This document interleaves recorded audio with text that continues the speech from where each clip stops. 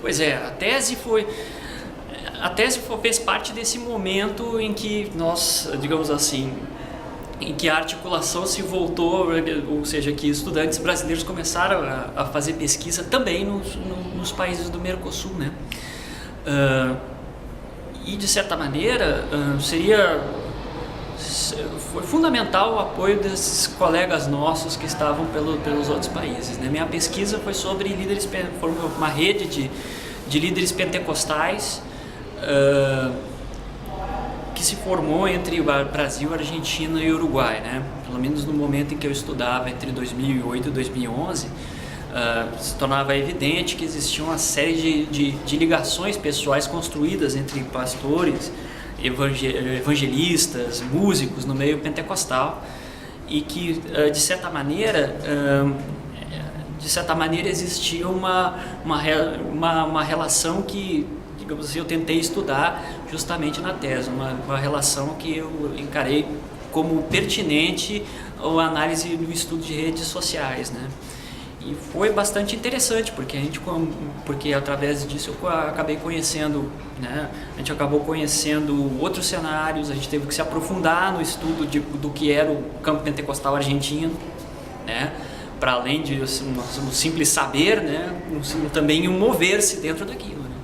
Mover-se dentro de um campo diferente, um campo com as suas características, o campo pentecostal uruguaio também, né? Então foi uma pesquisa, uma rede de líderes pentecostais entre Buenos Aires, Porto Alegre e Montevidéu. E foi um momento bastante interessante de amadurecimento intelectual, né?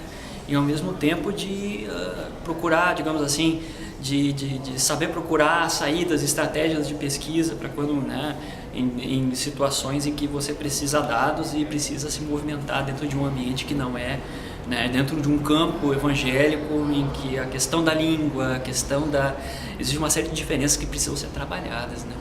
Então isso tudo foi bastante trabalhado, discutido em reuniões do NERN, que eu expunha de maneira reiterada as questões que me afligiam praticamente, né? E a gente vê o resultado, né? A gente vê claramente que o resultado dessa dinâmica grupal que sempre caracterizou o NERN, né? E em Catalão, o que tem de interessante assim nesse espectro religioso? O interessante é que Catalão é um lugar assim, que a não religiosidade não entrou aí, né? Então você tem um espectro de religiosidade popular, católica ou pentecostal, que é enorme. Você tem um campo cristão que é dominante, majoritário, e você tem também a presença forte de aspectos de religiosidade popular que remontam aos tempos da colônia, né? Por exemplo, a questão das congadas de Catalão, né, que são super importantes, são as maiores festas de congada do Brasil, né? E que são uma manifestação popular poderosíssima, a cidade toda se articula em torno disso, né? Então digamos, um evento que catalisa muita coisa, né? Um típico fato social moceano, né?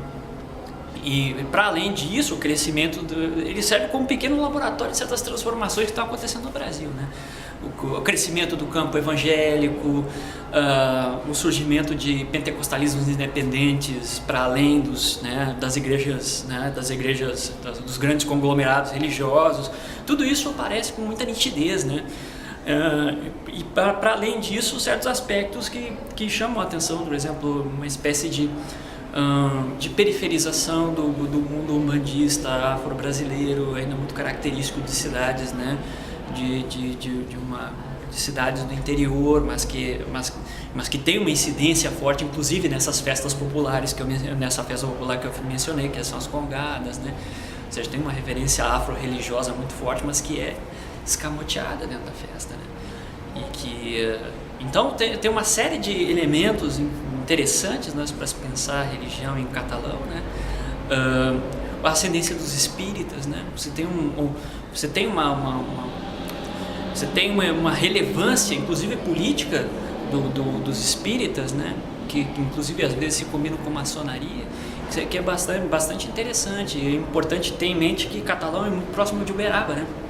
Então você tem uma proporção de espíritas na cidade, especialmente espiritismo kardecista, uma proporção maior do que você encontra em outras regiões, né, outras micro-regiões do Brasil. A média, a média populacional de espíritas em Catalão é 4,5%, né, que é bem maior que a média nacional. Né? Então, são esses aspectos interessantes que transformam a cidade de Catalão um lugar muito interessante para pesquisa, né, para pesquisa, inclusive a relação entre religião e política que a gente tem estudado na cidade. Então, são elementos interessantes para se pensar atualmente o que está acontecendo lá nessa cidade. Né?